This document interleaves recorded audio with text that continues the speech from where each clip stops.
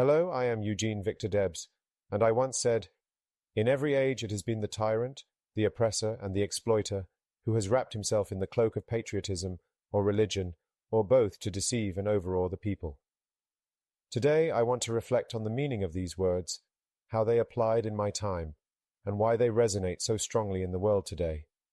When I made this statement, it was the early 20th century, a time of profound social and economic inequality. Industrial magnates, often called robber barons, wielded immense power over the working class. They wrapped themselves in patriotic rhetoric, claiming that their wealth and exploitation were essential for national progress. They argued that their accumulation of riches and control of industries was proof of American ingenuity and a source of pride for the nation. Meanwhile, workers endured grueling conditions, low wages, and little to no rights. Religion, too, was often invoked to justify the status quo. Some religious leaders aligned themselves with the wealthy, preaching that the suffering of the working class was part of a divine plan, or that striving for better conditions was a form of rebellion against God's will.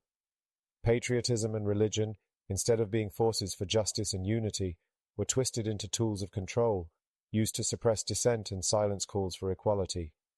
I fought against these injustices.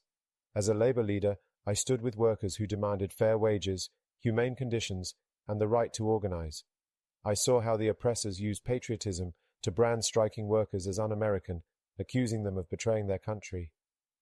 I saw how religion was misused to placate the oppressed, urging them to endure their hardships quietly instead of fighting for change. My words were a warning. Beware of those who exploit noble ideals like patriotism and faith for their own gain. Now let us turn to the present.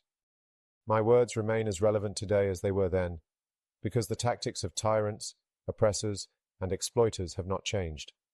In modern times, we see leaders who use patriotism to divide rather than unite.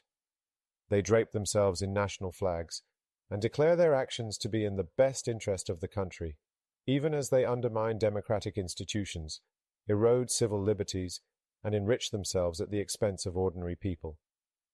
They label their critics as enemies of the state, questioning their loyalty to the nation, just as they did in my time. Religion, too, continues to be exploited.